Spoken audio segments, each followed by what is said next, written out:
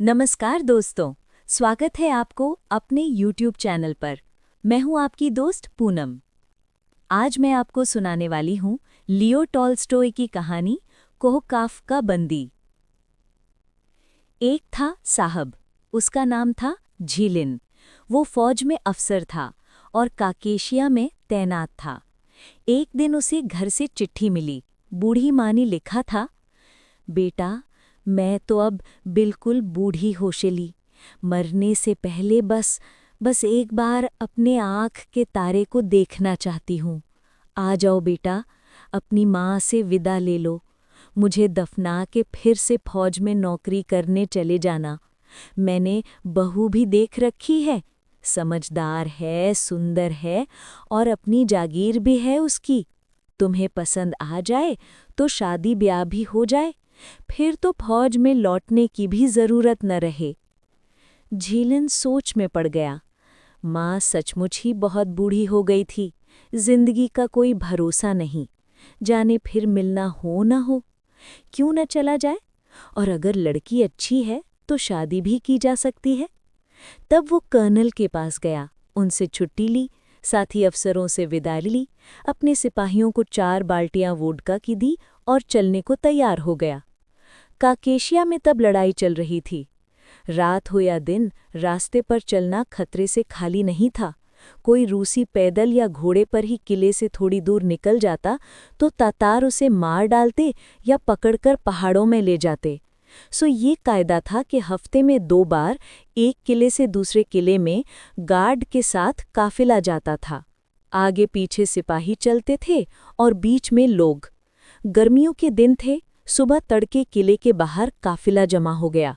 Guard के सिपाही आए और सब चल दिए। झीलिन घोड़े पर जा रहा था और उसका सामान गाड़ी पर लदा हुआ काफिले के साथ आ रहा था। 18 मील का रास्ता था। काफिला धीरे धीरे बढ़ रहा था। कभी सिपाही रुक जाते, कभी काफिले में किसी की गाड़ी का पहिया उतर जाता या घोड़ा अड़ जाता और सबको रुककर इंतजार करना पड़ता। दोपहर हो चुकी थी, पर काफिला अभी आधा रास्ता ही तय कर पाया था। चिलचिलाती धूप थी, धूल उड़ रही थी, कहीं शरण लेने की जगह नहीं। चारों ओर स्टेपी थी, न कोई पेड़ न झाड़ी। झीलिन थोड़ा आगे बढ़ गया और रुककर इंतजार करने लगा कि कब काफिला आए। तभी उसे बिगुल सुनाई दिया। काफिला फिर रुक गया था। झीलिन सोचने लगा, क्यों न मैं अकेला ही चल दूं, गार्ड के बिना ही। घोड़ा मेरा तेज है, अगर तातारों से सामना हो भी गया तो भाग निकलूंगा। जाऊं या न जाऊं, ऐसे ही खड़ा खड़ा वो सोच रहा था। तभी घोड़े पर सवार एक दूसरा अफसर कस्तीलिन वहां आया। उसके पास बंदूक थी। वो बोला, चलो झीलिन, अकेले ही चलते हैं। मुझसे अब नहीं रहा जाता, भूख लगी है, ऊपर से ये गर्मी, मैं तो पसीने से तर हो गया हूं। कस्तीलिन खासा भारी भरकम था। गर्मी के मारे उसका मुंह लाल हो रहा था और पसीना चू रहा था। झीलिन कुछ देर सोचता रहा, फिर बोला, बंदूक में गोलियां तो हैं? तो चलो चलते हैं, पर एक बात है, रास्ते में अलग अलग नहीं होना, साथ साथ चलना होगा। बस वे दोनों आगे बढ़ चले। बातें करते, इधर उधर नजर डालते हुए वो स्टेपी में चले जा रहे थे। चारों ओर दूर दूर तक दिखाई देता था। आखिर उन्होंने स्टेपी पार कर ली। आगे रास्ता 2 पहाड़ों के बीच से जाता था। झीलिन बोला, पहाड़ी पर चढ़ के देख लेना चाहिए, नहीं तो अचानक कहीं पहाड़ी के पीछे से निकल आएंगे, पता भी नहीं चलेगा। पर कस्तीलिन ने कहा, देखना क्या है, चले चलो। झीलिन ने उसका कहना नहीं माना और घोड़े को बाईं ओर पहाड़ी पर चढ़ा दिया। घोड़ा शिकारी था। झीलिन ने 100 रूबल में बछेड़ा खरीदा था और खुद ही उससे सिधाना था। हवा से बातें करते हुए वो पहाड़ी पर चढ़ गया। ऊपर पहुंचते ही झीलिन ने क्या देखा कि उसके बिल्कुल सामने 4 बीघा दूर घुड़सवार तातार खड़े हैं। कोई 30 लोग होंगे। उन्हें देखते ही वो पीछे मुड़ा। तातारों ने भी उसे देख लिया। उसकी तरफ घोड़े दौड़ा दी और बंदूकें निकालने लगे। झीलिन घोड़े को ढलान पर सर पर दौड़ाने लगा। उसने कस्तीलिन से चिल्लाकर कहा, बंदूक निकालो। मन ही मन वो अपने घोड़े से मिन्नत कर रहा था, ले चल भैया, कहीं ठोकर न लेना, गिर गया तो बस काम तमाम समझो। एक बार बंदूक तक पहुंच जाऊं, फिर मैं इनके हाथ नहीं आऊंगा। कस्तीलिन इंतजार करने के बजाय तातारों को देखते ही जान छोड़कर किले की ओर दौड़ा। वो कभी इस बगल से कभी उस बगल से घोड़े पर कोड़े बरसाता जा रहा था। धूल के बादल में बस घोड़े की दुम हिलती नजर आ रही थी। झीलिन ने देखा कि मामला गड़बड़ है। बंदूक चली गई, एक तलवार से वो क्या कर लेगा। उसने घोड़े को वापस गार्ड की ओर घुमाया, सोचता था निकल जाएगा, पर देखा क्या कि उधर से उसका रास्ता काटने को 6 घुड़सवार दौड़े चले आ रहे हैं। उसका घोड़ा तेज था, पर उनके घोड़े और भी ज्यादा तेज थे और ऊपर से वे उसका रास्ता भी काट रहे थे। झीलिन ने घोड़े को रोकना चाहा, दूसरी ओर मोड़ना चाहा, पर घोड़ा इतनी तेज से दौड़ा जा रहा था कि रोका नहीं जा सकता था। वो सीधा तातारों की ओर बढ़ता जा रहा था। झीलिन ने देखा कि सब्जे घोड़े पर सवार लाल दाढ़ी वाला तातार उसके पास आ रहा है। वो खीसे निपोड़े हुए चीख रहा था, बंदूक ताने हुए था। झीलिन मन ही मन सोच रहा था, जानता हूं मैं तुम कमबख्तों को, अगर जिंदा पकड़ लिया तो गड्ढे में डाल दोगे, कोड़े मारोगे, नहीं, जीते जी मैं तुम्हारे हाथ नहीं आने वाला। झीलिन था तो नाटा सा ही, पर बड़ा साहसी। उसने तलवार निकाली और घोड़े को सीधे लाल तातार की ओर बढ़ाया। सोच रहा था, या तो घोड़े से कुचल दूंगा या तलवार से सिर उड़ा दूंगा। एक घोड़े का फासला रह गया, तभी पीछे से किसी ने गोली चला दी। गोली घोड़े को लगी, घोड़ा धड़ाम से जमीन पर गिरा। झीलिन की टांग उसके तले दब गई। झीलिन उठना चाहता था, पर 2 तातार उसके ऊपर चढ़ गए थे। उसकी बाहें पीछे मरोग रहे थे। झीलिन ने झटके से उन्हें उतार फेंका, पर तभी और 3 तातार घोड़ों से उतर आए, बंदूकों के कुंदे उसके सिर पर मारने लगे। झीलिन की आंखों के आगे अंधेरा छा गया, टांगें लड़खड़ा गईं। तातारों ने उसे पकड़ लिया, जीनों पर लगे फालतू तंग उतारे, उसकी बाहें पीठ पीछे मरोड़कर तातारी गांठ बांध दी और घसीटते हुए काठी की ओर ले चले। किसी ने उसकी टोपी उतार ली, घुटनों तक ऊंचे बूट खींच लिए, सारी जेबें टटोल टटोल कर पैसे, घड़ी, जो कुछ मिला निकाल लिया, कपड़े फाड़ डाले। झीलिन ने अपने घोड़े पर नजर डाली। वो बेचारा जिस बल गिरा था उसी बल पड़ा रहा, बस हवा में टांगे फेंक रहा था, पर टाप जमीन पर नहीं पड़ रहे थे। सिर में छेद था और छेद में से खून की धार फूट रही थी। चारों ओर हाथ भर मिट्टी खून से रंग गई थी। एक तातार घोड़े के पास जाकर काठी उतारने लगा। घोड़ा टांगे हवा में फेंक रहा था। तातार ने छुरा निकाला और उसकी गर्दन काट दी। गर्दन से सूं की आवाज निकली, घोड़ा ठटपटाया और उसके प्राण पखेरु उड़ गए। तातारों ने काठी उतार ली, साज उतार लिया। लाल दाढ़ी वाला तातार घोड़े पर सवार हो गया। दूसरों ने झीलिन को उठाकर काठी पर बिठा दिया। वो गिरे ना, इसलिए उसकी कमर पर पेटी खींचकर तातार से बांध दी और फिर वे उसे पहाड़ों में ले चले। अब झीलिन तातार के पीछे धच के खा रहा था। उसका चेहरा तातार के पीठ से टकरा टकरा जाता था। उसकी आंखों के सामने बस तातार की चौड़ी पीठ, नर की फूली हुई नसें या टोपी के नीचे से मुंडी हुई टाँट ही उसे नजर आ रही थी। उसका सिर फूटा हुआ था, आंखों के ऊपर खून जमा हुआ था। न तो वो घोड़े पर ठीक से होकर बैठ सकता था, न खून पोंछ सकता था। हाथ इतने कसकर बांधे गए थे कि हंसली में दर्द हो रहा था। बड़ी देर तक वो चलते रहे, एक पहाड़ी से दूसरी पर चढ़ते उतरते। एक नदी 5 पर हलकर पार की, सड़क पर पहुंचे और तंग घाटी में होकर जाने लगे। झीलिन रास्ता याद करना चाहता था कि उसे किधर ले जा रहे हैं, पर आंखें खून में सनी हुई थी और सिर भी नहीं घुमा सकता था। झुटपुटा होने लगा। उन्होंने एक और नदी पार की, फिर पथरीली पहाड़ी पर चढ़ने लगे। धुएं की गंधाई, कुत्ते भौंकने लगे। वे लोग गांव में पहुंच गए। तातार घोड़ों से उतर गए, उनके बच्चे जमा हो गए। उन्होंने झीलिन को घेर लिया। खुशी से चीखते चिल्लाते वे झीलिन को कंकड़ मारने लगे। तातार ने बच्चों को भगा दिया, झीलिन को घोड़े से उतारा और नौकर को आवाज दी। एक नगाई आया, गालों की हड्डियां उभरी हुई, कुर्ता सा पहने हुए था। कुर्ता फटा हुआ था, सारी छाती उघड़ी हुई थी। तातार ने उसे कुछ कहा। नौकर बेड़ी लाया, बलूत की लकड़ी के 2 कुंडे, उन पर लोहे के कड़े लगे हुए। एक कड़े में कुंडा और ताला लगा हुआ। झीलिन के हाथ खोलकर पैरों में बेड़ी चढ़ा दी और कोठरी में ले गया। उसे कोठरी में धकेलकर बाहर से दरवाजा बंद कर दिया। झीलिन गोबर पर गिरा। अंधेरे में टटोलते हुए उसने नरम जगह ढूंढी और लेट गया। उस रात झीलिन सो नहीं सका। रातें छोटी थीं। उसने देखा दरार में उजाला हो रहा है। उठकर दरार के पास गया, कुरीदकर दरार बड़ी की और देखने लगा। दरार में से उसे सड़क दिखाई दे रही थी जो पहाड़ी के नीचे चली गई थी। दाईं ओर तातारों का घर था। उसके पास 2 पेड़ उग रहे थे। दहलीज पर काला कुत्ता लेटा हुआ था। बकरी मेमनों के साथ टहल रही थी। वे सब दुम हिला रहे थे। झीलिन ने देखा ढलान पर से जवान तातार औरत चढ़ी आ रही थी। वो रंग बिरंगी खुली कमीज और सलवार पहने थी। पांवों में घुटनों तक ऊंचे बूट थे। सिर कफ्तान से ढका हुआ था और सिर पर टीन की झज्जर थी, पानी से भरी हुई। चलते हुए उसकी कमर लचक रही थी। सिर मुंडे लड़के की उंगली पकड़े उसे साथ लिए जा रही थी। लड़के ने बस एक कुर्ता ही पहन रखा था। पानी उठाए तातार औरत घर में चली गई। घर में से तातार निकला, वही कलवाला, लाल दाढ़ी वाला। उसने रेशमी अंगरखा पहन रखा था। कमरबंद पर चांदी के काम वाला खंजर लटक रहा था। बिना जुराबों के ही जूतियां पहन रखी थीं। सिर पर ऊंची टोपी थी, काली भेड़ की खाल की, पीछे को मोड़ी हुई। बाहर निकलकर उसने अंगड़ाई ली, अपनी लाल दाढ़ी सहलाई। थोड़ी देर खड़ा रहा, फिर नौकर से कुछ कहा और कहीं चल दिया। 2 लड़के घोड़ों पर सवार नदी की ओर गए। फिर कुछ और सिर मुंडे लड़के घरों से बाहर निकले।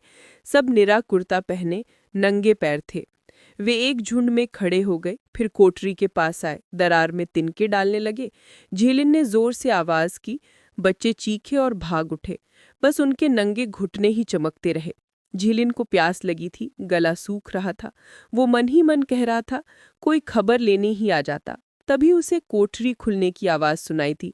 लाल तातार आया और उसके साथ एक काला तातार भी। उससे थोड़े छोटे कद का, आंखें काली काली, लाल गाल, छोटी सी छटी हुई दाढ़ी, चेहरे से खुश मिजाज लगता था, हंसता जा रहा था। इसने और भी अच्छे कपड़े पहन रखे थे। नीला अंगरखा जिस पर डोरियां लगी हुई थीं, कमर पर चांदी के काम वाला खंजर लटक रहा था।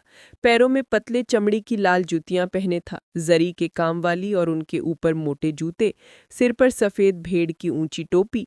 लाल तातार अंदर आया, कुछ बोला मानो नाराज हो रहा हो, और भरेट का सहारा लेकर खड़ा हो गया, खंजर हिलाता हुआ और भौहें से कोड़कर खूंखार भेड़िए की तरह झीलिन को देखने लगा।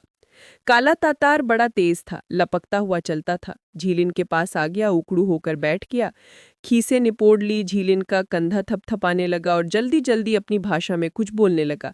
साथ में आंख मारता जाए, जीभ से चर्चा करे और बीच बीच में बोलता जाए, अच्छा उरुस, अच्छा उरुस। झीलिन कुछ नहीं समझा, बोला पानी दो, पानी। काला हंसता जा रहा था, अच्छा उरुस, अपनी बोली में बोलता जा रहा था। झीलिन ने होठों और हाथों से दिखाया कि उसे प्यास लगी है। काला समझ गया, हंस पड़ा, दरवाजे की ओर देखा और किसी को पुकारा, दीना। एक लड़की भागी आई, दुबली पतली, कोई 13 साल की, शक्ल सूरत बिल्कुल काले तातार जैसी थी। उसकी बेटी ही होगी। उसकी आंखें भी काली चमकदार थीं और चेहरा सुंदर। लंबी नीली कमीज पहने थी, चौड़ी बाहों वाली और कमरबंद के बिना। कमीज के दामन, छाती और बाजुओं पर लाल गोट लगी हुई थी। सलवार पहने थी। पैरों में पतली जुतियां और उनके ऊपर मोटे जूते। गले में 50 कोपेक के रूसी सिक्कों की हमेल। सिर नंगा था, काली चोटी और चोटी में रिबन गुथा हुआ। रिबन पर पथरियां और चांदी का रूबल लगा हुआ था। बाप ने उसे कुछ कहा, वो दौड़ी गई और फिर लौट आई। जस्ते की सुराही लाई, झीलिन को पानी दिया और खुद उसके सामने उकड़ू बैठ गई। ऐसे गठरी बन गई कि कंधे घुटनों से नीचे हो गए। आंखें फाड़ फाड़ कर देखने लगी कि कैसे झीलिन पानी पी रहा है, मानो वो कोई जानवर हो। झीलिन ने सुराही लौटाई। वो जंगली बकरी की तरह उछलकर पीछे हटी। उसका बाप भी हंस पड़ा, फिर उसे कहीं भेज दिया। उसने सुराही उठाई और दौड़ी गई। गोल पटरी पर फीकी रोटी लाई, फिर बैठ गई। गठरी बन गई, टकटकी लगाकर झीलिन को देखती जाए। तातार चले गए, दरवाजा बंद कर गए। थोड़ी देर बाद नगाई आया, बोला, ए मालिक, ओ। उसे भी रूसी नहीं आती थी, पर झीलिन समझ गया कि कहीं जाने को कह रहा है। झीलिन बेड़ी पहने चल दिया, लंगड़ाता जाए। पैर नहीं रखा जा रहा था, एक ओर को मुड़मुड़ कर जाता था। झीलिन नगाई के पीछे पीछे बाहर निकला। देखा 10 एक घरों का गांव है और मीनार वाली मस्जिद। एक घर के पास 3 घोड़े खड़े थे, जीन कसे हुए, लड़कों ने लगामें पकड़ी हुई थीं। उस घर से काला तातार निकला, हाथ हिलाने लगा कि झीलिन उधर आए। हंसता जा रहा था और अपनी बोली में कुछ बोल रहा था। फिर दरवाजे में घुस गया। झीलिन घर के अंदर गया। बैठक अच्छी थी, दीवारों पर चिकनी मिट्टी से पुताई की हुई थी। सामने की दीवार के आले में रंग बिरंगे तकियों का ढेर लगा हुआ था। अगल बगल कीमती कालीन टंगे थे। कालीनों पर बंदूकें, पिस्तौलें, सब पर चांदी का काम। एक दीवार में फर्श के पास ही अंगीठी बनी हुई थी। फर्श भी मिट्टी का था, बिल्कुल साफ। सामने के सारे कोने में नमदा बिछा हुआ था। नमदे पर कालीन और उन पर परों के तकिए। कालीनों पर पतली जूतियां पहने तातार बैठे थे, काला, लाल और 3 मेहमान। सबकी पीठ पीछे मसनद तकिए थे। उनके सामने गोल पटरे पर बाजरे की टिक्कियां रखी थीं और एक प्याले में पिघला हुआ मक्खन। सुराही में तातारों की बियर रखी थी, बूजा। वो हाथों से खा रहे थे, उंगलियां मक्खन में सनी हुई थीं। तातारों ने टिक्कियां खा ली। एक औरत आई, लड़की जैसी ही सलवार कमीज पहने, सिल पर कसाबा बांधी थी। वो मक्खन और टिक्कियां ले गई, लकड़ी की चिलमची और पतली टोटी वाली सुराही लाई। तातार हाथ धोने लगे, फिर घुटनों के बल बैठ गए, हाथ जोड़े चारों ओर फूंक मारी और दुआ पढ़ी। आपस में बातें करने लगे। फिर मेहमानों में से एक तातार झीलिन की ओर मुड़ा और रूसी में बोलने लगा। तुझे काजी मोहम्मद ने पकड़ा है। लाल तातार की ओर इशारा किया और अब्दुल मुराद को दे दिया। काले तातार की ओर दिखाया। अब अब्दुल मुराद तेरा मालिक है। झीलिन चुप सा बैठा रहा। अब्दुल बोलने लगा, बार बार झीलिन की ओर दिखाता जाए और हंसता जाए। बोला, उरुस सिपाही, अच्छा उरुस। दुभाषिया ने बोला, वो कहता है तू घर चिट्ठी लिखे ताकि तेरे बदले पैसे भेजे। जब पैसे आ जाएंगे तो वो तुझे छोड़ देगा। झिलिन कुछ देर सोचता रहा, फिर बोला, कितने पैसे चाहता है? तातार बातें करने लगे। दुभाषिया ने बोला, 3000 सिक्के। नहीं, इतने मैं नहीं दे सकता। झीलिन ने जवाब दिया। अब्दुल उछल कर खड़ा हो गया, हाथ हिलाने लगा और झीलिन से कुछ कहने लगा। सोच रहा था कि वो समझ जाएगा। दुभाषिया ने बताया, कितना देगा तू? झीलिन सोचता रहा, फिर बोला, 500 रूबल। सब तातार एक साथ जल्दी जल्दी बोलने लगे। अब्दुल लाल तातार पर चिल्लाने लगा, ऐसे जोर जोर से गिटपिट करने लगा कि मुंह से थूक निकलने लगी। लाल तातार बस आंखें सिकोड़ता जाए और जीभ से चर्चा करता जाए। वे चुप हो गए तो दुभाषिया ने कहा, मालिक के लिए 500 रूबल थोड़े हैं। उसने खुद तेरे बदले 200 दिए हैं। काजी मोहम्मद उसका कर्जदार था, उसने तुझे कर्जे के बदले लिया है। 3000 रूबल से कम नहीं हो सकता। नहीं लिखेगा तो तुझे गड्ढे में बिठा देंगे, कोड़ों से सजा मिलेगी। झिलिन ने मन ही मन सोचा कि इनके आगे झुकने से तो और भी बुरा ही होगा। वो उठ खड़ा हो गया और कहने लगा, तू इससे कह दे कि अगर वो मुझे डराना चाहता है तो 1 कोपेक भी नहीं दूंगा और घर लिखूंगा भी नहीं। मैं तुम लोगों से न कभी डरा हूं न डरूंगा। दुभाषियों ने उसकी बात उन्हें बता दी। फिर सब एक साथ बोलने लगे। बड़ी देर तक गिटपिट करते रहे। फिर काला तातार उठा, झीलिन के पास आ गया, कहने लगा, उरुस जिगीत, जिगीत उनिस। जिगीत का उनकी बोली में मतलब है बड़ा अच्छा है। तातार खुद हंसता जा रहा था। उसने दुभाषिया से कुछ कहा और वो बोला, चल 1000 दे दे। झीलिन अपनी बात पर अड़ गया। 500 रूबल से ज्यादा नहीं दूंगा। अगर मार डालोगे तो कुछ भी नहीं पाओगे। तातारों ने आपस में बात की, नौकर को कहीं भेजा और खुद कभी झीलिन और कभी दरवाजे की ओर ताकने लगे। नौकर आया, उसके पीछे कोई मोटा सा आदमी चला रहा था। नंगे पैर, फटे हाल, उसके पैर में भी बेड़ी थी। झीलिन देखकर दंग रह गया। कस्टीलिन को पहचान गया, उसे भी पकड़ लिया था। दोनों को उन्होंने पास पास बिठा दिया। वे दोनों एक दूसरे को आप बीती बताने लगे। तातार चुपचाप उन्हें देखते रहे। झीली ने उसके साथ जो कुछ हुआ था बताया। कस्टीलिन ने बताया कि उसका घोड़ा अड़ गया, बंदूक भी चली नहीं और बस इसी अब्दुल ने उसे जा पकड़ा था। अब्दुल उछलकर खड़ा हो गया, कस्टीलिन की ओर इशारा कर करके कुछ कहने लगा। दुभाषिया ने बताया कि अब वे एक ही मालिक के हैं, जो पहले पैसे देगा वही पहले छूट जाएगा। झीलिन से कहने लगा, देख तू गुस्सा करता है और तेरा साथी ठंडे मिजाज का है। उसने घर लिख दिया है, 5000 सिक्के भेजेंगे। अब उसे खाना भी अच्छा मिलेगा और तंग भी नहीं करेंगे। झीलिन ने जवाब दिया, साथी जो चाहे करे, हो सकता है वो अमीर हो पर मैं अमीर नहीं। जैसे मैंने कह दिया वही होगा। जी में आए तो मार डालो, तुम्हारे हाथ कुछ लगने का नहीं, पर मैं 500 से ज्यादा नहीं लिखूंगा। सब चुप रहे। फिर अब्दुल झटके से उठकर खड़ा हो गया। संदूकची ली, उसमें से कलम निकाली, कागज का टुकड़ा और स्याही। झीलिन को सब दिया और उसके कंधे पर हाथ मारा, हुक्म दिया, लिख। राजी हो गए 500 पर। ठहर जाओ। झीली ने दुभाषिया से कहा, तू इससे कह दे कि हमें खाना अच्छा दे और ढंग के जूते कपड़े भी, कि हमें इकट्ठा रखे, ऐसे हम अच्छे रहेंगे और हमारी बेड़ियां भी उतार दे। कहते हुए वो मालिक की ओर देखकर हंसता जा रहा था। मालिक भी हंसता जा रहा था। उसने सारी बात सुनी और बोला, कपड़े बहुत अच्छे दूंगा, चोगा भी, ऊंचे जूते भी, ऐसे कि पहनकर शादी कर लो। अगर इकट्ठा रहना चाहते हैं तो रहें कोठरी में, पर बेड़ी नहीं उतारी जा सकती, भाग जाएंगे। रात को सिर्फ उतार दिया करेंगे। ओढ़ा और झीलिन का कंधा थपथपाया, तेरा अच्छा मेरा अच्छा। झीलिन ने चिट्ठी लिख दी, पर पता ठीक नहीं लिखा। मन ही मन सोचा भाग जाऊंगा। झीलिन और तस्टिलिन को कोठरी में ले जाया गया। उनके लिए करबी ले आए, 2 पुराने चोगे और घुटनों तक ऊंचे जूते सिपाहियों के, मारे गए सिपाहियों के उतारे हुए होंगे। रात को उनकी बेड़ियां उतारकर उन्हें कोठरी में बंद कर दिया। झीलिन और उसका साथी महीने भर ऐसे ही रहे। मालिक जब देखता हंसता, तू इवान अच्छा, हम अब्दुल अच्छा। खाना जैसा तैसा ही देता था, सिर्फ बाजरे की फीकी रोटियां, और वे भी कभी कच्ची कभी पकी हुई। कस्तीलन ने एक बार और घर चिट्ठी लिखी, बस इसी इंतजार में रहता था कि कब पैसे आएं। सारा सारा दिन कोठरी में बैठा दिन गिनता रहता कि कब चिट्ठी आएगी, या सोता रहता था। झीलन जानता था कि उसकी चिट्ठी घर तक नहीं पहुंचेगी, और दूसरी चिट्ठी उसने लिखी नहीं। वो सोचता था, माँ के पास इतने पैसे कहाँ से आएंगे? वैसे ही मैं जो भेजता था उसी से उसकी गुजर होती थी। 500 रूबल जमा करने के लिए तो उसे कंगाल होना पड़ेगा। खुद ही किसी तरह निकल जाऊंगा। खुद वो हर वक्त इसी ताक में रहता था कि कैसे भागा जा सकता है। गांव में सीटी बजाता घूमता रहता या बैठा बैठा कुछ बनाता रहता। कभी चिकनी मिट्टी से गुड़िया बना देता, कभी बेल की टहनियों से कोई चीज। झीलन ऐसे काम करने में होशियार था। एक दिन उसने गुड़िया बनाई, फूटी सी नाक, बाहें और टांगे भी, ततारों जैसी ही कमीज, और छत पर उसे सुखाने को रख दिया। ततार लड़कियां पानी लेने चलीं। मालिक की बेटी दीना ने गुड़िया देख ली, दूसरी लड़कियों को बुलाया। सब ने झांझरें उतार कर रख दीं, गुड़िया देखती जाएं और हंसती जाएं। झीलन ने गुड़िया उतारकर उनकी ओर बढ़ाई। वो हंसती जाएं पर लेने की हिम्मत न करें। गुड़िया वहीं रखकर वो कोठरी में चला गया। चुपके चुपके देखने लगा, अब क्या होगा। दीना दौड़ी दौड़ी आई, इधर उधर देखा, गुड़िया उठाई और भाग गई। अगले दिन सुबह उसने देखा, दीना गुड़िया उठाए दहलीज पर आई। गुड़िया को उसने लाल चिथड़ों से सजा लिया था और अब बच्चे की तरह गोद में झुला रही थी, अपनी बोली में लोरी सुना रही थी।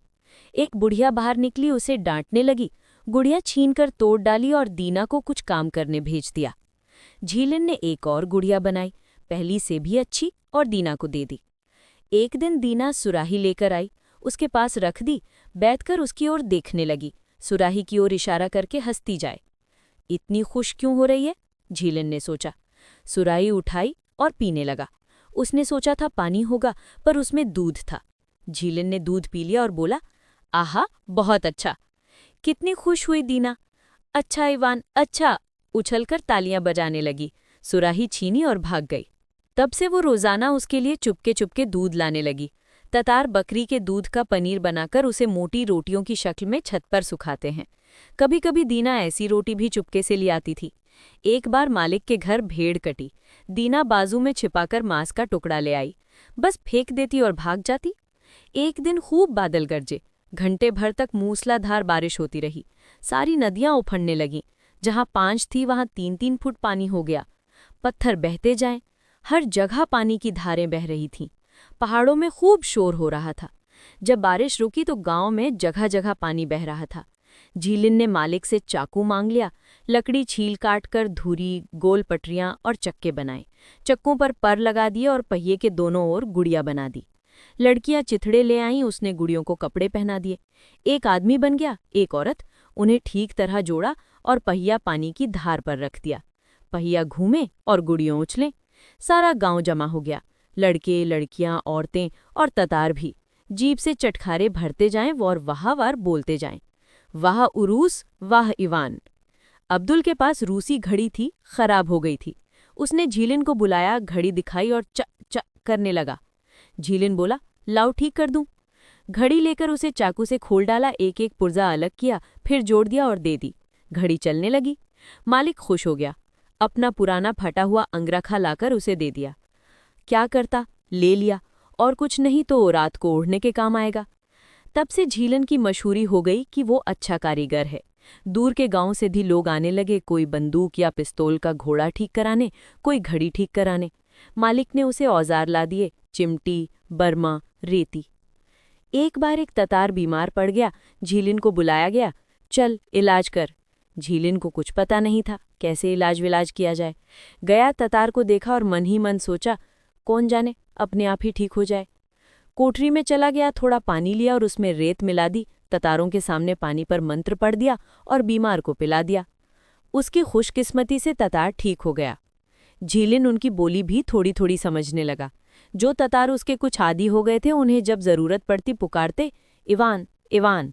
कुछ ऐसे भी थे जो तिरछी नजरों से ऐसे देखते जैसे वो कोई जानवर हो। लाल ततार को झीलिन फूटी आंखों न सुहाता था। उसे देखते ही वो मुंह मोड़ लेता या गाली देता। एक और बूढ़ा था उनके यहाँ। वो गांव में नहीं रहता था, पहाड़ी के नीचे से कहीं से आता था। वो मस्जिद में नमाज पढ़ने जब आता तभी झीलिन उसे देखता। कद छोटा था, टोपी पर सफ़ेद दुपट्टा बंधा हुआ था, दाढ़ी और मूछें घुंटी हुई थीं, बिल्कुल सफ़ेद थीं।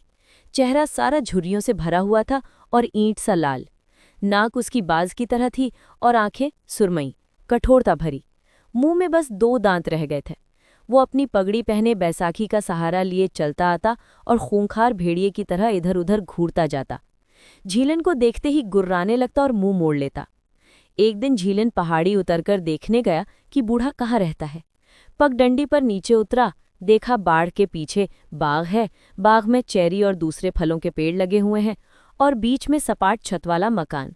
और पास गया, देखा पयाल के बने मधुमक्खियों के छत्ते रखे हुए हैं और मधुमक्खियां उड़ रही हैं, भिनभिना रही हैं।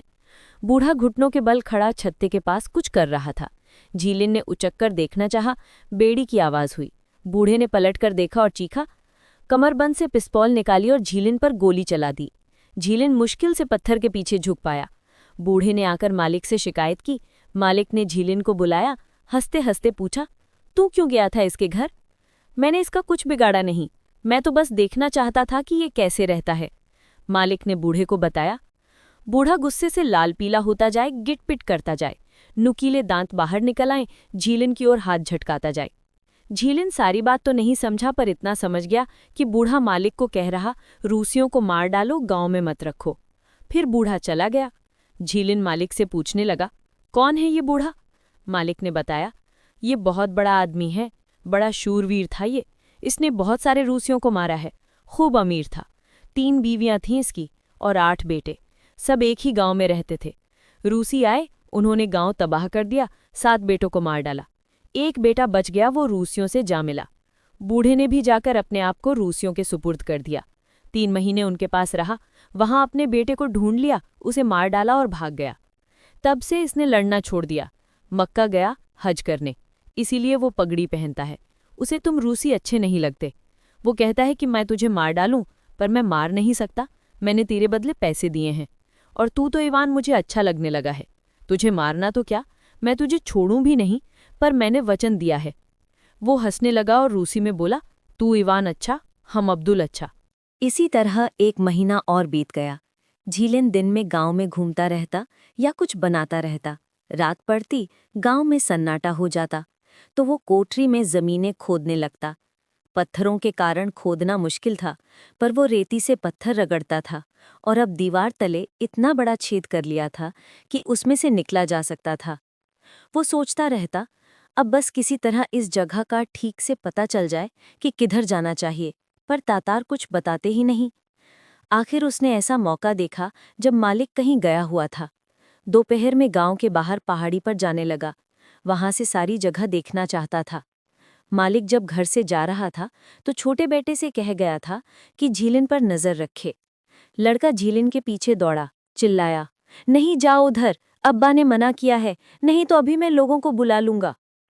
झीलिन उसे मनाने लगा, बोला, मैं दूर नहीं जाऊंगा, बस उस पहाड़ी पर, मुझे बूटी ढूंढनी है तुम्हारे लोगों के इलाज के लिए, चल मेरे साथ। बेड़ी पहने हुए मैं भाग थोड़े ही जाऊंगा, कल मैं तेरे लिए तीर कमान बना दूंगा। छोटा मान गया और वे चल दिए। पहाड़ी देखने में तो पास ही थी, पर बेड़ी पहनकर चलना बड़ा मुश्किल था। चलता गया और जैसे तैसे चढ़ ही गया। झीलिन बैठ गया और जगह देखने लगा। दोपहर में जहां सूरज होता है, उस और कोठरी के पीछे तंग घाटी थी। उसमें घोड़े चर रहे थे और नीचे एक दूसरा गांव दिख रहा था। उस गांव से एक और पहाड़ी चली गई थी, इससे भी बड़ी, और उसके पीछे एक और पहाड़ी थी। पहाड़ियों के बीच नीला नीला जंगल दिख रहा था। आगे पहाड़ ऊपर ही ऊपर चले गए थे। सबसे ऊपर थे हिमाच्छादित पर्वत। टोपी सा एक हिम पर्वत सबसे ऊंचा था। सूर्योदय और सूर्यास्त की ओर भी ऐसे ही पहाड़ थे। कहीं कहीं दर्रों में गांव का धुआं उठ रहा था। अच्छा, तो ये सब तो इनका ही इलाका है, झीलिन ने सोचा। और वह रूसी इलाके की ओर देखने लगा। नीचे नदी थी और गांव, जहां से वो आया था। चारों ओर बाग लगे हुए थे। नदी किनारे गुड़ियों सी लग रही औरतें कपड़े धो रही थी। गांव के पीछे थोड़ी नीचे को एक पहाड़ी और उसके पीछे और 2 पहाड़ियां। उन पर जंगल था। 2 पहाड़ियों के बीच धुंधला सा सपाट मैदान नजर आ रहा था और उस मैदान में बहुत दूर मानो धुआं फैल रहा था। झीलिन ये याद करने लगा कि जब वो किले में रहता था तो सूरज किधर से निकलता था और किधर डूबता था। उसने देखा, ठीक उसी घाटी में किला होना चाहिए। इन दोनों पहाड़ियों के बीच ही भागना चाहिए। सूरज डूबने लगा, सफेद पहाड़ लाल हो गए, नीचे की पहाड़ियों में अंधेरा छा गया। तंग घाटियों में से कोहरा उठने लगा और वो बड़ी घाटी जिसमें किला होना चाहिए, सूर्यास्त की किरणों से आग की तरह चमक उठी। झीलिन गौर से देखने लगा। घाटी में डोलायमान सा कुछ दिख रहा था, मानो चिमनी से उठता धुआं हो। उसका मन कहता था कि बस यही रूसी किला हो। देर हो गई थी। मुल्ला की आजान सुनाई दी। मवेशी लौट रहे थे, गाय रंभा रही थी। लड़का कई बार घर चलने को कह चुका था, पर झीलिन का जाने को मन ही नहीं हो रहा था। वे घर लौट आए। झीलिन सोच रहा था, अब जगह का पता चल गया, भागना चाहिए। वह उसी रात भागना चाहता था। रातें अंधेरी थी, कृष्ण पक्ष था, पर बदकिस्मती से शाम तक तातार लौट आए। कई बार ऐसा होता था कि वे लौटते तो अपने साथ मवेशी खदेड़ कर लाते, हंसते गाते आते, पर इस बार कुछ नहीं लाए, बस एक काठी पर मारे गए तातार को लाए। वो लाल दाढ़ी वाले का भाई था। सब जले भुने लौटे थे, दफनाने के लिए जमा हुए। झीलिन भी बाहर निकलकर देखने लगा। तातारों ने मुर्दे को कफन में लपेट दिया। ताबूत के बिना ही गांव के बाहर चिनार के पेड़ों तले ले जाकर घास पर लिटा दिया। मौलवी आया, बूढ़े जमा हुए, टोपियों पर दुपट्टे बांधे हुए, जूते उतारकर मुर्दे के सामने घुटनों के बल बैठ गए। आगे मौलवी, पीछे 3 बूढ़े, पगड़ी बांधे पास पास ही, और उनके पीछे बाकी तातार। बैठकर सिर नीचे झुका लिए और काफी देर तक चुपचाप बैठे रहे। मौलवी ने सिर उठाया और बोला, अल्लाह। यही एक शब्द कहा और फिर सिर झुका लिया और देर तक चुप बैठे रहे, जरा भी हिले डुले नहीं। फिर मौलवी ने दुआ पढ़ी। सब उठे, मुर्दे को उठाया और ले चले। एक गड्ढे के पास लाए। गड्ढा मामूली नहीं था, जमीन के नीचे तहखाने की तरह बगली बनी हुई थी। तातारों ने मुर्दे को बगलों और जांघों से पकड़कर उठाया, मोड़ा, हौले से नीचे किया, बैठे हुए को जमीन के अंदर घुसा दिया और उसके हाथ पेट पर टिका दिए। नगाई हरे सरकंडे लाया। गड्ढे में उन्होंने सरकंडे रखे और ऊपर से जल्दी जल्दी मिट्टी डाल दी और बराबर कर दी। मुर्दे के सिर की ओर एक पत्थर खड़ा करके लगा दिया। जमीन को दबाया और फिर से कब्र के सामने बैठ गए। काफी देर तक चुपचाप बैठे रहे। अल्लाह अल्लाह, गहरी सांस ली और उठ गए। लाल दाढ़ी वाले ने बूढ़ों को पैसे दिए, फिर उठा, कोड़ा लिया, 3 बार अपने माथे पर मारा और घर चल दिया। अगले दिन सुबह झीलिन ने देखा कि लाल दाढ़ी वाला घोड़ी को गांव के बाहर ले जा रहा था और 3 तातार उसके पीछे पीछे जा रहे थे। गांव के बाहर पहुंचकर लाल तातार ने अंगरखा उतारा, कमीज की बाहें ऊपर चढ़ाई, मोटे तगड़े बाजू थे उसके। खंजर निकाला, पत्थर पर धार तेज की। तातारों ने घोड़ी का सिर ऊपर उठाया। लाल दाढ़ी वाले ने आकर घोड़ी की गर्दन काट दी, घोड़ी को गिरा दिया और उसे चीरने लगा। अपनी विशाल मुट्ठियों से खाल उतारता जाए। औरतें लड़कियां आईं, घोड़ी की अंतड़ियां धोने लगी। फिर घोड़ी के टुकड़े घर में ले गए और सारा गांव शोक मनाने लाल तातार के यहाँ जमा हुआ। 3 दिन तक वे घोड़ी का गोश्त खाते रहे और बूजा पीते रहे। सारे तातार घर पर ही रहे। चौथे दिन झीलिन ने दोपहर को देखा कि कहीं जाने की तैयारियां हो रही हैं। घोड़े लाए गए, उन पर साज कसा गया और कोई 10 लोग चल दिए। लाल तातार भी चला गया, पर अब्दुल घर पर ही रहा। चांद अभी चढ़ती कला में आया था, रातें अंधेरी ही थी। बस आज भाग लेना चाहिए, झीलिन ने सोचा और कस्तिलिन से कहा। पर वो डरने लगा।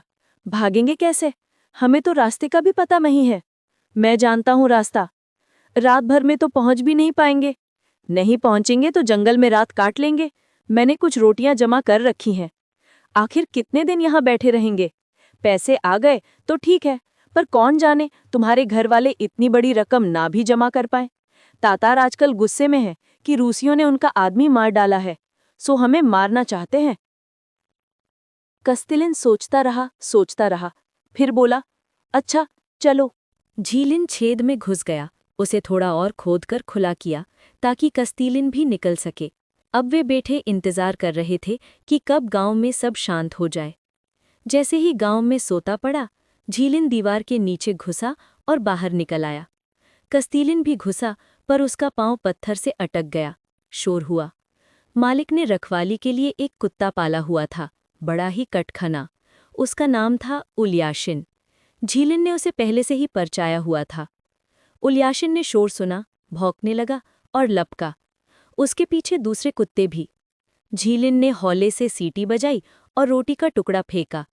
उल्याशिन उसे पहचान गया, दुम हिलाने लगा, भौंकना बंद कर दिया। मालिक ने आवाज सुनी और अंदर से कुत्ते को शुष्कारा। लो लो उल्याशिन। झीलिन कुत्ते के कानों के पीछे खुजला रहा था। कुत्ता चुप था, उसके पैरों से थूथनी रगड़ रहा था, दुम हिला रहा था। कोने के पीछे दुबक कर वे कुछ देर बैठे रहे। चारों ओर सन्नाटा छा गया। बस एक कोठरी में भेड़ मिमिया रही थी और नीचे पत्थरों पर बहते पानी का शोर हो रहा था। अंधेरा था, तारे छिटक गए थे। पहाड़ी के ऊपर हंसिए जैसा चांद उठ रहा था। तंग घाटियों में दूध सा सफेद कोहरा फैला हुआ था। झीलिन उठा, कस्तीलिन से बोला, चलो चले। चल दिए। 2 कदम ही हटे थे कि सुना मुल्ला अजान दे रहा है, अल्लाहु अकबर। तो अब लोग मस्जिद जाएंगे। वे फिर दीवार के पास दुबक कर बैठ गए। बड़ी देर तक बैठे रहे, जब तक कि सब लोग नहीं गुजर गए। फिर से खामोशी हो गई। चलो चलें, भगवान का नाम लेकर चलें। उन्होंने छाती पर सलीब का निशान बनाया और चल दिए। आंगन पार करके ढलान पर नदी तक उतर गए। नदी पार की और तंग घाटी में चलने लगे। कोहरा घना था और नीचे नीचे था। ऊपर तारे बिल्कुल साफ साफ नजर आ रहे थे। झीलिन तारे देख देख कर अनुमान लगा रहा था कि किधर जाना चाहिए। कोहरे से हवा में ताजगी थी, चलना आसान था, पर बूट तंग कर रहे थे, एक ओर से ज्यादा घिसे हुए थे। झीलिन ने अपने बूट उतारकर फेंक दिए और नंगे पैर चलने लगा। एक पत्थर से दूसरे पर उछलता जाए और तारे देखता जाए। कस्तीलिन पीछे रहने लगा, बोला, जरा धीरे चलो ना, कमबख्त बूट सारे पाँव में लग रहे हैं, तो उतार दो ना, ज्यादा अच्छा रहेगा। कस्तीलिन नंगे पैर चला तो और भी ज्यादा तकलीफ हुई। कंकड़ों से सारे पाँव छलनी हो गए और वो पीछे ही पीछे रहता जाए। झीलिन ने उससे कहा, पाँव छिल जाएंगे तो ठीक भी हो जाएंगे, पर पकड़े गए तो तातार मार डालेंगे। कस्तीलिन कुछ नहीं बोला, बस हाँफता कांकता चलता गया। काफी देर तक वे निचाई में चलते रहे। अचानक दाईं ओर से कुत्तों के भौंकने की आवाज आई। झीलिन रुक गया, इधर उधर गौर से देखा। पहाड़ी पर चढ़ने लगा, हाथों से टटोल कर देखा, बोला, उफ, गलती हो गई, ज्यादा दाएं को आ गए। यहाँ दूसरा गांव है, मैंने पहाड़ी से देखा था। हमें पीछे जाना चाहिए, बाएं की पहाड़ी के ऊपर, वहां जंगल होना चाहिए। कस्तीलिन बोला, थोड़ी देर तो ठहर जाओ, जरा आराम करने दो, मेरे पांव सारे खूनो खून हो गए। ओहो, कोई बात नहीं, ठीक हो जाएंगे, तुम हौले से कूदो ना, ऐसे। और झीलिन पीछे बाईं ओर को दौड़ने लगा, ऊपर पहाड़ी पर जंगल में चला गया। कस्तीलिन आहें भरता जाए और पीछे छूटता जाए। झीलिन ऐसे झिड़कता और खुद चलता जाता। आखिर वे पहाड़ी पर चढ़ गए। वहां सचमुच ही जंगल था। जंगल में घुसे तो कांटों से सारे कपड़े फट गए। जंगल में उनको रास्ता मिला, वे उस ओर चल दिए। ठहरो, रास्ते पर टाप सुनाई दी। वे रुक गए, कान लगाकर सुनने लगे। घोड़े की सी टाप सुनाई दी और रुक गए। वे चल दिए तो फिर टाप सुनाई दी। वे रुक जाएं तो वो भी रुक जाए। झीलिन रेंग रेंग कर पास गया। रोशनी में देखा, सड़क पर कोई खड़ा था। पता नहीं घोड़ा था या क्या, और उसके ऊपर कुछ अजीब सा, आदमी की शक्ल का नहीं। झीलिन ने सुना, उसने फुफकार भरी, क्या अजूबा है। झीलिन ने धीरे से सीटी बजाई। वो बिजली की तरह जंगल की ओर लपका और जंगल में तड़तड़ होने लगी, मानो आंधी आई हो, सूखी टहनियां तोड़ रही हो। कस्तीलिन तो डर के मारे थरथराने लगा। झीलिन हंसता जाए, बोला, अरे ये तो बारहसिंघा था। सुन रहे हो कैसे सींघों से टहनियां तोड़ता जा रहा है। हम उससे डर रहे थे और वो हमसे। आगे बढ़े। उजाला होने में ज्यादा देर न थी, पर उन्हें ये नहीं पता था कि वे ठीक दिशा में जा रहे हैं या नहीं। झीलिन को लग रहा था कि इसी रास्ते उसे यहाँ लाया गया था और किला यहाँ से 7 मील दूर होगा, पर कोई पक्की निशानी न थी और रात को पता भी तो नहीं चल सकता। ऐसे ही चलते चलते वो एक छोटे से मैदान तक पहुंचे। कस्तीलिन बैठ गया और बोला, तुम जो चाहो करो, पर मैं तो नहीं पहुंच पाऊंगा, टांगे नहीं चलती। झीलिन ने उसे मनाने लगा। नहीं नहीं, नहीं पहुंच पाऊंगा, नहीं चला जाता, वो बोला। झीलिन को गुस्सा आ गया। उसने थू किया और कस्तीलिन को फटकारा। ठीक है, मैं अकेला चला जाऊंगा, बैठे रहो यहीं। कस्तीलिन उठा और चल दिया। कोई 3 मील तक वे चलते रहे। जंगल में कोहरा और भी ज्यादा घना था। सामने कुछ दिखाई नहीं देता था। तारे भी जरा जरा ही दिख रहे थे। झीलिन का बुरा हाल हो रहा था। आखिर वो एक जगह पहुंचे। सड़क किनारे चश्मा था। वो रुक गया, कस्तीलिन को उतार दिया, बोला, थोड़ा आराम कर लूं, पानी पी लूं, आओ रोटी खा लें। अब तो थोड़ी ही दूर होना चाहिए। वो पानी पीने को झुका ही था कि पीछे से टापे सुनाई दी। वे फिर दाईं ओर लपके, ढलान पर झाड़ियों में दुबक गए। ऊपर से तातारों की आवाजें आने लगीं। तातार उसी जगह रुके थे जहां से वे रास्ते से दाईं ओर मुड़े थे। तातारों ने कुछ बातें की, फिर शुष्कारने लगे। झाड़ियों में कुछ चटका और एक अनजान कुत्ता सीधा उनकी ओर बढ़ाया, रुक गया और भौंकने लगा। तातार भी बढ़ाए। उन्हें भी झीलिन नहीं जानता था। उन्होंने इन दोनों को पकड़कर बांध दिया, घोड़ों पर बिठाया और ले चले। कोई 2 मील गए थे कि मालिक अब्दुल और 2 तातार मिले। उन्होंने तातारों से कुछ बात की, इन दोनों को अपने घोड़ों पर बिठाया और वापस गांव ले चले। अब्दुल अब हंसना नहीं रहा था, न उनसे कोई बात ही उसने की थी। सुबह तड़के उन्हें गांव ले आए, गली में बिठाया। लड़के जमा हो गए, पत्थरों कोड़ों से उन्हें मारने और चीखने लगे। तातार एक घेरे में जमा हुए। पहाड़ी के नीचे से वो बूढ़ा भी आया। बातें करने लगे। कोई कह रहा था कि और दूर पहाड़ों में भेज देना चाहिए, पर वो बूढ़ा कह रहा था, मार डाली। अब्दुल नहीं मान रहा था, कहता था, मैंने इनके लिए पैसे दिए हैं, मैं पैसे वसूल करके रहूंगा। पर वो बूढ़ा कहता था, कुछ नहीं देने वेने के, बस कोई आफत ही खड़ी करेंगे। रूसियों को रोटी देना ही पाप है, मार डालो और बस बात खत्म। सब चले गए तो मालिक झीलिन के पास आया, कहने लगा, अगर मुझे तुम्हारे बदले पैसे ना मिले तो मैं 2 हफ्ते बाद कोड़े मार मार कर दम निकाल दूंगा, और अगर तूने फिर से भागने की सोची तो कुत्तों की मौत मरेगा। चिट्ठी लिख, अच्छी तरह लिख। नौकर ने उन्हें कागज लाकर दिया। उन्होंने चिट्ठियां लिख दी। उन्हें बेड़ियां पहनाकर तातार मस्जिद के पार ले गए। वहां एक गड्ढा था, कोई 12 फुट गहरा। उन्हें वहां गड्ढे में उतार दिया गया। अब उनका जीना बिल्कुल दूभर हो गया। बेड़ियां उतारी नहीं जाती थीं और बाहर भी नहीं निकाला जाता था। गड्ढे में ही उन्हें कच्ची रोटियां फेंक दी जाती थी, कुत्तों की तरह, और रस्सी से सुराही में पानी उतार देते थे। गड्ढे में बदबू, उमस और सीलन थी। कस्तीलिन तो बिल्कुल ही बीमार पड़ गया, फूल गया, सारे शरीर में टूटन होने लगी। वो करहाता रहता या सोता रहता। झीलिन भी गुमसुम हो गया। देख रहा था कि मामला बिल्कुल बिगड़ गया। कुछ समझ नहीं पा रहा था कि कैसे यहाँ से निकला जाए। वो जमीन खोदने लगा, पर मिट्टी फेंकने की कोई जगह न थी। मालिक ने देख लिया और मार डालने की धमकी दी। एक दिन वो गड्ढे में उकड़ू बैठा था, आज़ाद जिंदगी के बारे में सोचकर उदास हो रहा था। अचानक सीधे उसके घुटनों पर एक रोटी आ गिरी, फिर दूसरी, और चेरियां भी गिरी। ऊपर देखा तो वहां दीना बैठी थी। दीना उसकी ओर देखकर हंसी और भाग गई। झीलिन सोचने लगा, शायद दीना कुछ मदद कर दे, पर अगले दिन दीना नहीं आई। झीलिन को घोड़ों की टैप सुनाई दी। कुछ लोग गुजरे और फिर तातार मस्जिद के पास जमा हो गए। वो चिल्ला रहे थे, बहस कर रहे थे, रूसियों का जिक्र कर रहे थे। बूढ़े की आवाज़ भी झीलिन को सुनाई दी। ठीक ठीक तो उसकी समझ में नहीं आया। हाँ, इतना पता चला कि शायद रूसी कहीं पास ही आ गए हैं, और तातारों को डर है कि कहीं गांव में न आ जाएं, और वे ये तय नहीं कर पा रहे कि बंदियों का क्या करें। बातें करके सब चले गए। सहसा झीलिन ने सुना, ऊपर कुछ सरसराहट हुई। देखा तो दीना बैठी थी। घुटने सिर से ऊपर दिख रहे थे, नीचे झुक गई। हम्बेल के सिक्के लटक रहे थे, गड्ढे के ऊपर हिल रहे थे। आंखें तारों सी चमक रही थीं। बाजू में से पनीर की 2 रोटियां निकाली और फेंक दी। झीलिन ने ले ली और बोला, आई क्यों नहीं थी इतनी देर तक?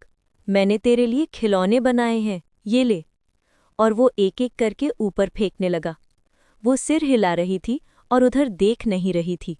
रहने दो, बोली। चुप बैठी रही। फिर बोली, इवान तुझे मारना चाहते हैं, और अपनी गर्दन पर हाथ फेरा। कौन मारना चाहता है? अब्बा, बूढ़ों ने उसे कहा है। मुझे तुम पर तरस आता है। तब झीलिन ने कहा, अगर तुझे तरस आता है तो तू मुझे बल्ली ला दे। उसने सिर हिला दिया कि नहीं हो सकता। उसने हाथ जोड़े। दीना बच्ची, ला देना। नहीं ला सकती, वो बोली। देख लेंगे, सब घर पर है। और चली गई। शाम हो गई। झीलिन बैठा सोच रहा था, अब क्या होगा। रह रहकर वो ऊपर देखता।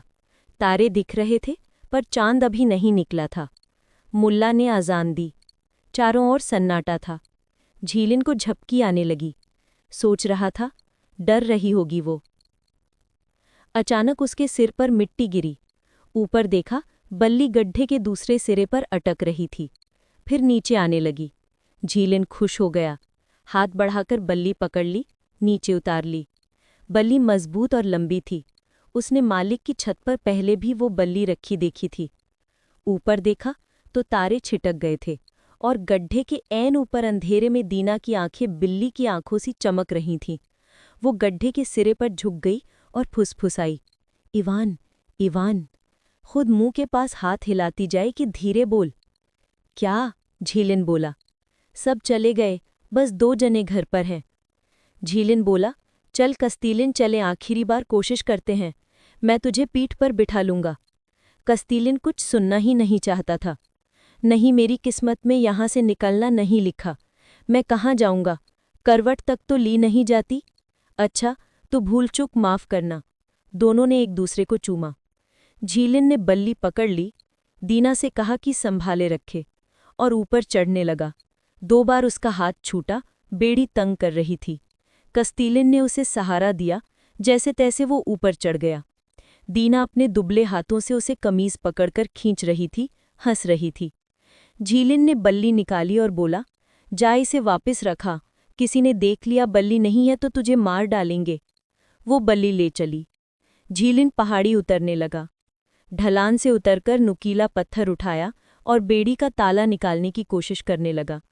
ताला मजबूत था, टूटता ही न था, और हाथ भी तो ठीक नहीं बैठता था। पहाड़ी से किसी के दौड़ने, हौले कूदते आने की आवाज़ आई। उसने सोचा, दीना ही होगी। दीना आई, पत्थर उठाया और बोली, लाओ मैं करती हूँ। घुटनों के बल बैठकर ताला तोड़ने लगी, पर हाथ तो दुबले पतले थे, जरा भी ताकत नहीं। उसने पत्थर फेंक दिया और रो पड़ी। झीलिन फिर से ताला तोड़ने की कोशिश करने लगा। दीना उसके पास पंजों के बल बैठ गई, उसका कंधा पकड़ लिया। झीलिन ने मुड़कर देखा, बाईं ओर पहाड़ी के पीछे लाली छा गई थी। चांद उग रहा था। उसने सोचा, चांद निकलने से पहले वो तंग घाटी पार कर लेनी चाहिए, जंगल तक पहुंच जाना चाहिए। उठा, पत्थर फेंक दिया। बेड़ी पहने हुए ही सही, पर चलना चाहिए। अच्छा दीना, झीलिन बोला, सारी उम्र तुझे याद रखूंगा। दीना ने उसे पकड़ लिया, हाथों से टटोलने लगी, ढूंढ रही थी कि कहाँ रोटियां रखे। उसने रोटियां ले लीं और बोला, जीती रह बच्ची, कौन तुझे अब गुड़िया बना के देगा? और उसका सिर सहलाया। दीना के आंसू फूट पड़े। उसने मुंह हाथों से ढांप लिया और पहाड़ी पर दौड़ गई। बकरी की तरह फुदकती जा रही थी। अंधेरे में से उसकी चोटी में उलझ रहे सिक्कों की खनक ही आ रही थी। झीलिन ने सलीब पर निशान बनाया, हाथ से बेड़ी का ताला पकड़ा ताकि वो खड़खड़ाए ना, और रास्ते पर चल दिया। बड़ी मुश्किल से पैर घसीटते हुए झीलिन उधर आसमान की ओर देखता जा रहा था, जिधर चांद निकल रहा था। उसने रास्ता पहचान लिया। अगर सीधे चला जाए तो कोई 5 मील का फासला है। अब चांद निकलने से पहले जंगल पहुंच जाना चाहिए। उसने नदी पार की। पहाड़ी के पीछे रोशनी सफ़ेद हो गई। आसमान पर उजाला हो गया, और तंग घाटी के एक और उजाला बढ़ता ही जा रहा था। छाया पहाड़ी तले रेंग रही थी, झीलिन के पास आती जा रही थी। झीलिन पहाड़ी की छाया छाया में चलता जा रहा था। वो जल्दी कर रहा था, पर चांद और भी तेजी से चढ़ रहा था। दाहिनी ओर पेड़ों के शिखरों पर भी चांदनी पड़ने लगी। जंगल पास ही आ चला था। चांद भी पहाड़ी के पीछे से निकल आया। चारों ओर दिन सा उजाला हो गया। पेड़ों पर एक एक पत्ती देखी जा सकती थी। पहाड़ियों पर चांदनी फैली हुई थी। सन्नाटा था, मानो कहीं कोई जान न हो। बस नीचे से नदी की कलकल सुनाई दे रही थी। झीलिन जंगल तक पहुंच गया। किसी से सामना नहीं हुआ। उसने जंगल में अंधेरी जगह ढूंढी और आराम करने बैठ गया। आराम किया, रोटी खाई, एक पत्थर ढूंढा, फिर से बेड़ी तोड़ने लगा। हाथ छिल गए पर बेड़ी न टूटी। उठा और रास्ते पर चल दिया। कोई 3 फरलंग चला होगा, निढाल हो गया। टांगे बुरी तरह दुख रही थीं। 10 कदम भरता और रुक जाता। सोचता जाता, कोई बात नहीं, जब तक दम है चलता जाऊंगा। अगर बैठ गया तो फिर उठ नहीं पाऊंगा। किले तक तो मैं पहुंच नहीं पाऊंगा। फौ फटते ही जंगल में कहीं छिपकर लेट जाऊंगा। दिन काट लूंगा और रात को फिर चल दूंगा। सारी रात चलता गया। बस 2 घुड़सवार तातार रास्ते में आए, पर झीलिन ने दूर से ही उनकी आहट पा ली और पेड़ पीछे दुबक गया। चांद फीका पड़ने लगा, ओस गिरी, भोर हो रही थी, पर झीलिन अभी जंगल के सिरे तक न पहुंचा था। मन ही मन कहने लगा, बस 30 कदम और चल लूं, फिर जंगल में मुड़ जाऊंगा और बैठ जाऊंगा। 30 कदम चला और देखा कि जंगल खत्म हो रहा है। जंगल के सिरे पर पहुंचा, बिल्कुल उजाला था। उसके सामने स्टेपी थी और किला मानो हथेली पर रखे हों। बाईं ओर पास ही पहाड़ी के नीचे आग जल बुझ रही थी, धुआं फैल रहा था और अलावों के पास लोग बैठे थे। झीलिन ने गौर से देखा, बंदूकें चमक रही थी, रूसी सिपाही थे। झीलिन खुश हो गया, आखिर ही जोर लगाकर उधर चल दिया। मन ही मन सोचता जाए, भगवान न करे यहाँ खुले मैदान में कोई घुड़सवार तातार देख ले, अपनों के पास ही हूं पर बचकर नहीं निकल पाऊंगा। सोचने की देर थी कि देखा कि बाईं ओर टीले पर 3 तातार खड़े थे, कोई 8 बीघा दूर। उन्होंने झीलिन को देख लिया और घोड़े दौड़ाए। झीलिन का कलेजा सुन्न हो गया, हाथ हिलाने लगा, पूरे जोर से चिल्लाया, बचाओ भाइयों बचाओ। रूसियों ने सुन लिया, घुड़सवार उछले और उसकी ओर घोड़े दौड़ा दिए, तातारों का रास्ता काटते हुए। रूसी दूर थे, तातार पास, पर झीलिन ने भी सारा दम लगाया, बेड़ी को हाथ से संभाले और अपने लोगों की तरफ बेतहाशा दौड़ा। सलीब का निशान बनाता जाए, चिल्लाता जाए, भाइयों भाइयों भाइयों। रूसी घुड़सवार कोई 15 थे। तातार डर गए, आधे रास्ते में ही रुकने लगे और झीलिन अपने लोगों के पास पहुंच गया। उन्होंने उसे घेर लिया, पूछने लगे, कौन है, कहाँ से आया है? पर झीलिन को अपनी होश न थी। वो रोता जाए और बस कहता जाए, भाइयों भाइयों भाइयों। दूसरे सिपाही भी दौड़ आए, झीलिन को घेर लिया। कोई उसे रोटी दे, कोई खिचड़ी, कोई वोडका, कोई ओवरकोट उड़ाने लगा और कोई बेड़ी तोड़ने। अफसरों ने उसे पहचान लिया, किले में ले गए। झीलिन के सिपाही खुश हो गए, साथी जमा हो गए। झीलिन ने सारी आपबीती सुनाई और बोला, लो हो आया मैं घर। शादी कराया? नहीं, किस्मत में नहीं लिखा। और वो वहीं कोहकाफ में अफसरी करने को रह गया। कस्तीलिन को महीने भर बाद 5000 रूबल आने पर छोड़ा गया। बिल्कुल अधमरे को किले में लाए।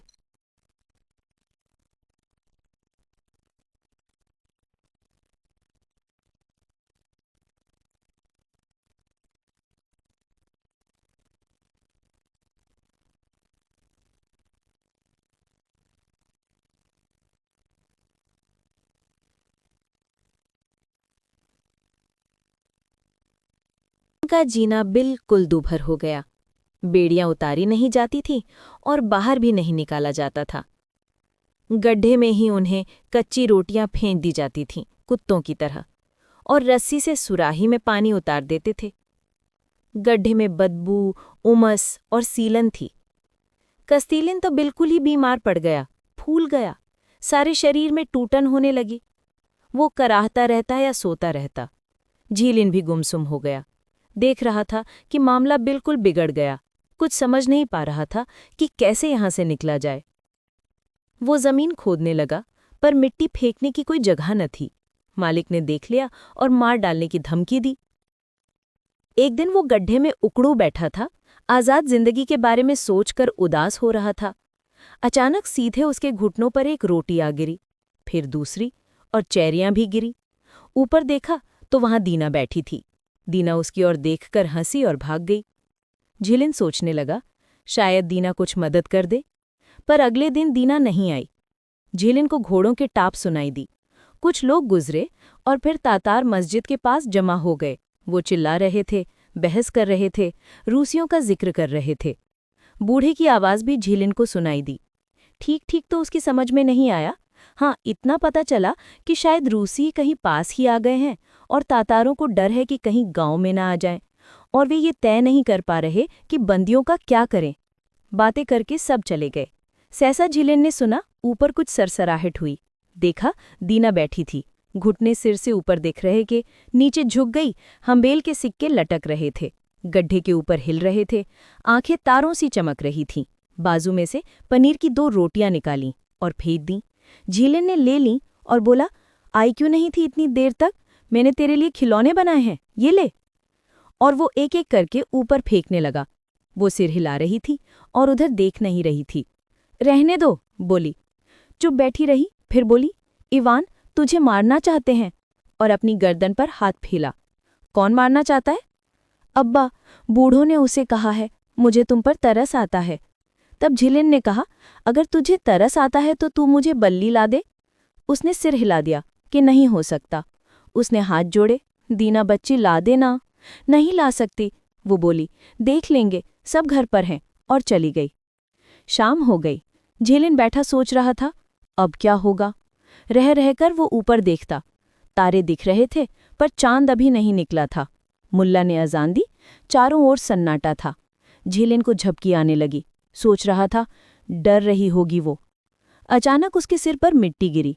ऊपर देखा, बल्ली गड्ढे के दूसरे सिरे पर अटक रही थी, फिर नीचे आने लगी। झिलिन खुश हो गया, हाथ बढ़ाकर बल्ली पकड़ ली, नीचे उतार ली। बल्ली मजबूत और लंबी थी। उसने मालिक की छत पर पहले भी वो बल्ली रखी देखी थी। ऊपर देखा तो तारे छिटक गए थे, और गड्ढे के ऐन ऊपर अंधेरे में दीना की आंखें बिल्ली की आंखों सी चमक रही थीं। वो गड्ढे के सिरे पर झुक गई और फुसफुसाई, इवान, इवान। खुद मुंह के पास हाथ हिलाती जाए कि धीरे बोल। क्या? बोला, सब चले गए, बस 2 जने घर पर हैं। झिलिन बोला, चल कस्तीलिन, चल आखिरी बार कोशिश करते हैं, मैं तुझे पीठ पर बिठा लूंगा। कस्तीलिन कुछ सुनना ही नहीं चाहता था। नहीं, मेरी किस्मत में यहां से निकलना नहीं लिखा। कहाँ जाऊंगा मैं? करवट तक तो ली नहीं जाती। अच्छा, तो भूल चूक माफ करना। दोनों ने एक दूसरे को चूमा। झिलिन ने बल्ली पकड़ ली, दीना से कहा कि संभाले रखे, और ऊपर चढ़ने लगा। 2 बार उसका हाथ छूटा। बेड़ी तंग कर रही थी।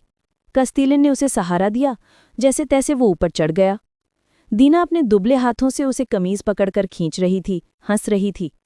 झिलिन ने बल्ली निकाली और बोला, जा, इसे वापस रखा। किसी ने देख लिया बल्ली नहीं है तो तुझे मार डालेंगे। वो बल्ली ले चली। झिलिन पहाड़ी उतरने लगा। ढलान से उतरकर नुकीला पत्थर उठाया और बेड़ी का ताला निकालने की कोशिश करने लगा। ताला मजबूत था, टूटता ही न था, और हाथ भी तो ठीक नहीं बैठता था। पहाड़ी से किसी के दौड़ने, हौले से कूदते आने की आवाज आई। उसने सोचा कि दीना ही होगी। दीना आई, पत्थर उठाया और बोली, लाओ मैं करती हूं। घुटनों के बल बैठकर ताला तोड़ने लगी, पर हाथ तो दुबले पतले थी, जरा भी ताकत नहीं। उसने पत्थर फेंक दिया और रो पड़ी। झिलिन फिर से ताला तोड़ने की कोशिश करने लगा। दीना उसके पास पंजों के बल बैठ गई, उसका कंधा पकड़ लिया। झिलिन ने मुड़कर देखा, बाईं ओर पहाड़ी के पीछे लाली छा गई थी। चांद उग रहा था। उसने सोचा कि चांद निकलने से पहले वो तंग घाटी पार कर लेनी चाहिए, जंगल तक पहुंच जाना चाहिए। उठा, पत्थर फेंक दिया। बेड़ी पहने हुए सही, पर चलना चाहिए। अच्छा दीना, बोला, सारी उम्र तुझे याद रखूंगा। दीना ने उसे पकड़ लिया, हाथों से टटोलने लगी, ढूंढ रही थी कि कहाँ रोटियां रखे। उसने रोटियां ले लीं और बोला, जीती रह बच्ची, कौन तुझे अब गुड़िया बना के देगा? और उसका सिर सहलाया। दीना के आंसू फूट पड़े। उसने मुंह हाथों से ढांप लिया और पहाड़ी पर दौड़ गई। बकरी की तरह फुदकती जा रही थी। अंधेरे में से उसकी चोटी में उलझे रहे सिक्कों की खनक ही आ रही थी। झिलिन ने सलीब का निशान बनाया, हाथ से बेड़ी का ताला पकड़ा ताकि वो खड़खड़ाए ना, और रास्ते पर चल दिया। बड़ी मुश्किल से पैर घसीटते हुए झिलिन उधर आसमान की ओर देखता जा रहा था, जिधर चांद निकल रहा था। उसने रास्ता पहचान लिया। अगर सीधे चला जाए तो कोई 5 मील का फासला है। अब चांद निकलने से पहले जंगल पहुंच जाना चाहिए। उसने नदी पार की। पहाड़ी के पीछे रोशनी सफ़ेद हो गई। आसमान पर उजाला हो गया, और तंग घाटी के एक ओर उजाला बढ़ता ही जा रहा था। छाया पहाड़ी तले रेंग रही थी, झिलिन के पास आ रही थी। झिलिन पहाड़ी की छाया छाया में चलता जा रहा था। वो जल्दी कर रहा था, पर चांद भी और तेजी से चढ़ रहा था। दाईं ओर के पेड़ों के शिखरों पर भी चांदनी पड़ने लगी। जंगल पास ही आ चला था। चांद भी पहाड़ी के पीछे से निकल आया। चारों ओर दिन सा उजाला हो गया। पेड़ों पर एक एक पत्ती देखी जा सकती थी। पहाड़ियों पर चांदनी फैली हुई थी। सन्नाटा था मानो कहीं कोई जान न हो। बस नीचे से नदी की कलकल सुनाई दे रही थी। झीलिन जंगल तक पहुंच गया। किसी से सामना नहीं हुआ। उसने जंगल में अंधेरी जगह ढूंढी और आराम करने बैठ गया। आराम किया, रोटी खाई, एक पत्थर ढूंढकर फिर से बेड़ी तोड़ने लगा। हाथ छिल गए पर बेड़ी न टूटी। उठा और रास्ते पर चल दिया। कोई 3 फर्लन चला होगा, निढाल हो गया। टांगे बुरी तरह दुख रही थी। 10 कदम भरता और रुक जाता, सोचता जाता, कोई बात नहीं, जब तक दम है चलता जाऊंगा। अगर बैठ गया तो फिर उठ नहीं पाऊंगा। किले तक तो मैं पहुंच नहीं पाऊंगा। पौ फटते ही जंगल में कहीं छिपकर लेट जाऊंगा। दिन काट लूंगा और रात को फिर चल दूंगा। सारी रात चलता गया। बस 2 घुड़सवार तातार रास्ते में आए, पर झीलिन ने दूर से ही उनकी आहट पाली और पेड़ पीछे दुबक गया। चांद फीका पड़ने लगा। ओस गिरी। भोर हो रही थी, पर झीलिन अभी जंगल के सिरे तक न पहुंचा था। मन ही मन कहने लगा, बस 30 कदम और चल लूं, फिर जंगल में मुड़ जाऊंगा और बैठ जाऊंगा। 30 कदम चला और देखा कि जंगल खत्म हो रहा है। जंगल के सिरे पर पहुंचा, बिल्कुल उजाला था। उसके सामने स्टेपी थी और किले मानो हथेली पर रखे हों।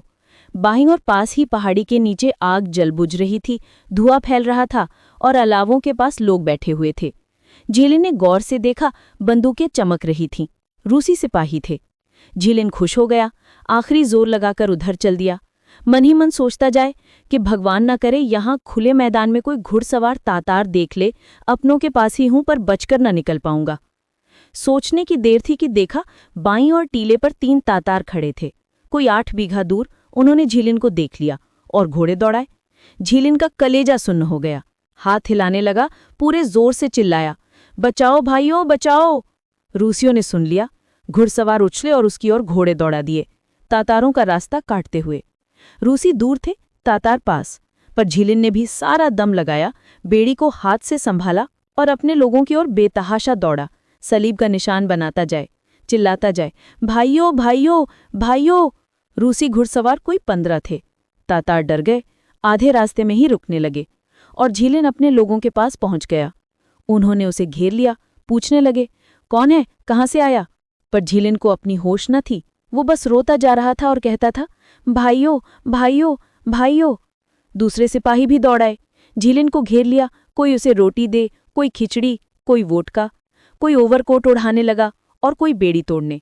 अफसरों ने उसे पहचान लिया, किले में ले गए। झीलिन के सिपाही खुश हो गए, साथी जमा हो गए। झीलिन ने सारी आप बीती सुनाई और बोला, लो, हो आया मैं घर, शादी कराया? नहीं, किस्मत में नहीं लिखा। और वो वहीं कोहकाफ में अफसरी करने को रह गया। कस्तिलिन को महीने भर बाद 5000 रूबल आने पर छोड़ा गया। बिल्कुल अधमरे को किले में लाए। ये कहानी योगेंद्र नागपाल जी द्वारा हिंदी में अनुवाद की गई है। कैसी लगी ये कहानी आपको, हमें कमेंट सेक्शन में ज़रूर बताएं। आपकी राय हमारे लिए बहुत मायने रखती है। अगर आपको ये वीडियो पसंद आया हो तो इसे लाइक और शेयर करना ना भूलें। और हाँ, साहित्य पर और भी रोचक चर्चाओं के लिए हमारे चैनल को सब्सक्राइब ज़रूर करें और बेल आइकन दबाएं, ताकि आप कोई भी अपडेट मिस ना करें। हमसे जुड़ने के लिए बहुत बहुत धन्यवाद। मिलते हैं अगले वीडियो में।